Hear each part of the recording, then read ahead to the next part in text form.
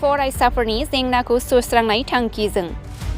BTR सरखारनि गियान सोरां बिथांखिनि चेकखौ फिन रानबावबाय। सिगां बोसोराव राननाय बायदिनो फरायफुबाय थानाय निखावरि नखरनि फरायसाफोरनि बिजाब एबा गानग्रा जोमग्रा बायनो हायै फरायसाफोरनि जेंनाखौ नोजोर बोनानै बिटिआर सरखारा बोसोरफ्रोमबो गियान सोरां बिथांखिनि गेजेरजों गोरिब नखरनि फरायसा फरायसुलिफोरनो 5,000 रांनि चेक राननानै होबोबाय थानाय जादों। बेबायदिनो दिनै फिन आरोबाव चिरां जिल्ला 10 नं निसिमा बियाबनि सिङाव 200सा फरायसा फरायसुलिफोरनो गियान सोरां बिथांखि चेक आरो रग निर्बन बिथांखिनि चेक राननाय जायो। बेजों लोगोसे बे हाबाफारियावनो बिपिएफनि 12सा सोद्रोमाफोरा UPPL हान्जायाव जइन जायो। गुबैयै बुंनो थाङोबा दिनैसिम आरोखि बोसोरथाम जाबाय जोंनि बिटिआर सरकारखौ दैदेनग्रा मानगोनां प्रमद बर' बिथांनि दैदेननायाव दिनैसिम जोंनि निसिमा समस्तियाव 600 जन जाबाय। प्रत्येक बोसोराव 200 करि माने गोरिब नखरनि फरायसुला फरायसुलिफोरनो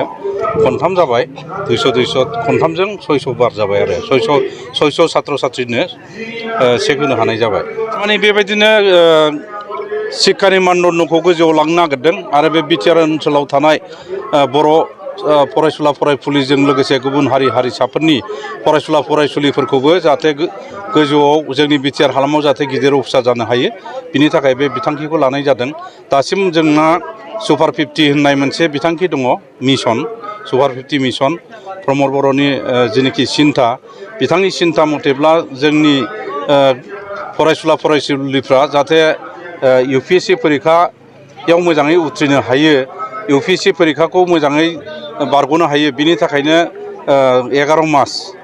जाय बिथांमोना सेलेक्ट जाबाय बिथांमोनखौ 11 मास माने कचिं होनाय जायो दिल्लीयाव। दासिमबो माने दिल्लीयाव दंहैयो खननै जाबाय थांनाय बाराव 50 जन आरो एबारबो 50 जन बिथांमोना कचिं लागासिनो दङ आरो बे कचिं लानानै उनाव जुदि UPSCनि आन्जादाव जुदि उथ्रिनो हायोबा जाहाथे IAS IPS बा IRS जानो हायो बे थांखिखौ लानानै बिथाङा बे मिशनखौ लानाय जादों। आरो बिनि अनगायैबो जोंना आसामाव APSC परिखा होनो थाखाय SS अफिसार मोननो लुबैनानै बा मोनजानो लुबैनानै बा जानांगौ होननानै जोंना दा 50 जन सात्र सात्रिया गुवाहाटियाव माने फ्रि कचिं लागासिनो दङ आरो बिनि अनगायैबो मेडिकेलनि थाखाय 50 जन गुवाहाटियावनो कचिं लागासिनो दङ आरो बे कचिं लाफुनाय समाव बा लाबाय थानाय समाव खुनु गार्जेना पेरेन्टसा बे कचिंआव थानाय जेनोखि थांनाय खरसफोर बे खरसफोरखौ 1 फैसाबो बहन खालामनाङा बा बियार खालामनाङा। आरो बिनि अनगायैबो नै जोंहा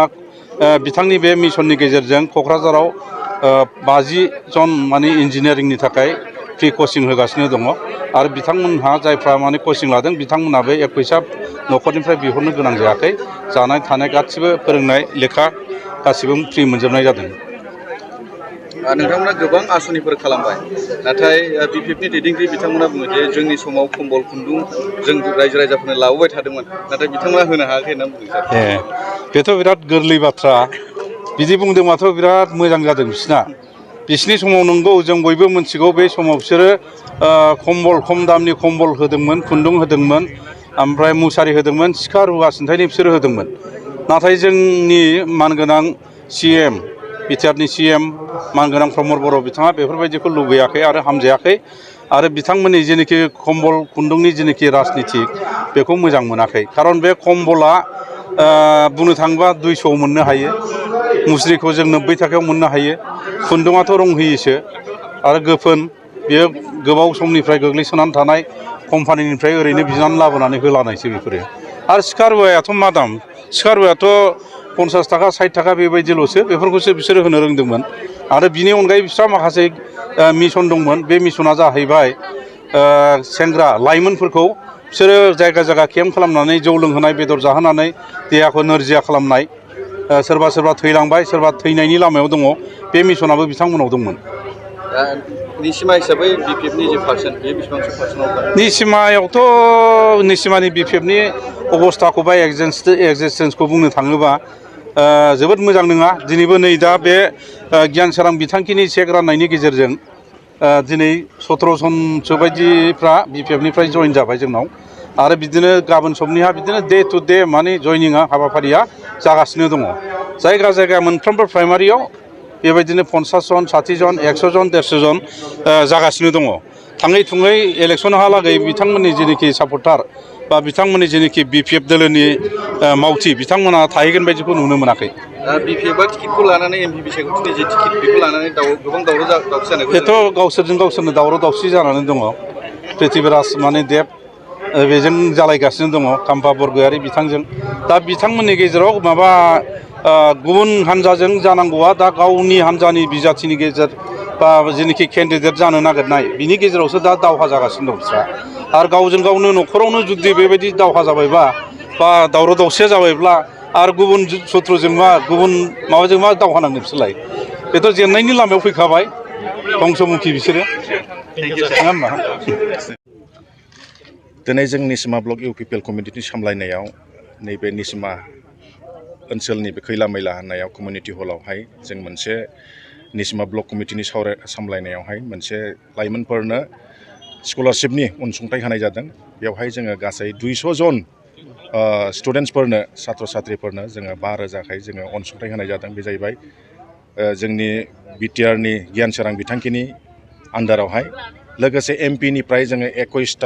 21 जन माने छात्र छात्रीफोरनो 5,000 होदों आरो लोगोसे दाखालि जोङो क'क्राझारावहाय माइनाव सोरां बिथांखिनि 7टा बेलेन्स दंबावोमोन जोंना 75,000नि फार्स्ट किस्ति बे सेल्फ हेल्प ग्रुपनि बिथांमोननोबो जोङो दिनै 7टा चेकखौ जोङो 25,000 होनाय जादों थ' गतिके जोङो टटेल गासै 20टा जोंनि गियान सोरां बिथांखि 5,000 करि आरो 21टा जोंनि MPनिफ्राय 12,000 करि आरो 25,000 करि जोङो 7टा सेल्फ हेल्प ग्रुपनो जों दिनै होनो हादों गतिके बे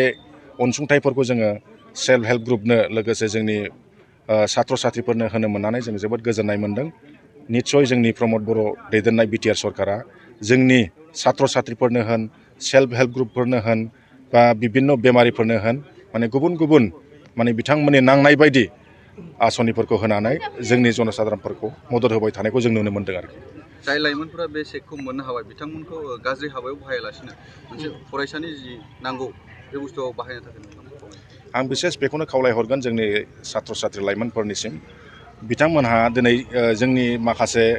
दैदेनगिरि बिथांमोनहाबो माखासे मेसेजनि गेजेरजों खावलायहरबाय बे 5,000 रांखौ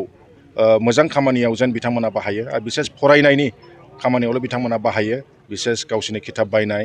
नटबुक बायनाय एडमिसन गावसोरनि ड्रेस बिदिनो बायदि बायदि मोजां खामानियाव बाहायनानै जेन गावसोरनि इयुन जिबनखौ दानायावहाय मदद होयो आरो नाङै खामानिफ्राव जेन बे फैसाफोरखौ बाहाया बेनि थाखाय जोंनि दैदेनगिरि बिथांमोनाबो खावलायहरखाबाय आंबो बेखौनो खावलायहरनो लुगैयो जाहाथे बिथांमोना गावसोरनि फरायनाय जिबनखौ मोजां खालामनानै जेन भबिष्यतआव इयुनाव गावसोरनि जिबनखौ मोजां दानानै लानो हायो बेनि थाखाय आङो बिथांमोननिसिम खावलायहरनाय जाबाय आरोखि जिहेतु नोंथांमोननि जे पार्टिनि UPPLनि जे बिजाथि फोसावजाबाय दा MP बिसायख'थियाव नोंथांमोना निसिमा ब्लक हिसाबै नोंथांमोना माबायदि बाहागो लागोन जोङो नैबे फैबाय थानाय क'क्राझार लकसभा बे MP बिसायख'थियावहाय जोंनि निसिमा हिसाबै जोङो बेखौनो गोख्रोङै बाहागो लानो गोसो जादों आरो जोंनि निसिमा हिसाबै जों दानिफ्रायनो जोङो जयनिं जाबाय थानायखौ जोङो दाखालिनिफ्राय जों नुबाय थादों आरो दिनैबो जोंनिया 12 जनसो जोङो माखासे गुबुन दोलोफोरनिफ्राय जोंनि UPPL दोलोआवहाय जयेन जाफैनायखौ जों नुनो मोनदों गतिके जों बेफोरजोंनो नुनो हायो जोंनियाव दिने दिन सानफ्रामबो जोंनियाव जयनिं हाबाफारिया सोलिगासिनो दं आरो जोङो लैहोर लैहोर जोंनि नैबे मा होनो फैबाय थानाय इलेक्सन दिनखौ जोङो जाक जमगै बहुद रंजानायजों फुर्तिजों मोनसे दोहौजों जोङो होनो सानदों आरो जों बेवहाय माने सोरखौबा गिनाय सोरखौबा माने फासयनाय सोरनिबा बुंनायावहाय उनफिननाय जों बेखौ जों खालामनो गोसो गैया फुरा दोहौजों जोंनि बे इलेक्सन दिनखौ जों बारहोनो गोसो जादों आरो फैबाय थानाय बे MP इलेक्सनखौ जों निसिमा ओनसोलनिफ्राय जोङो फुरा मेक्सिमाम भटआव जों देरहाहोनो थाखाय जों राजि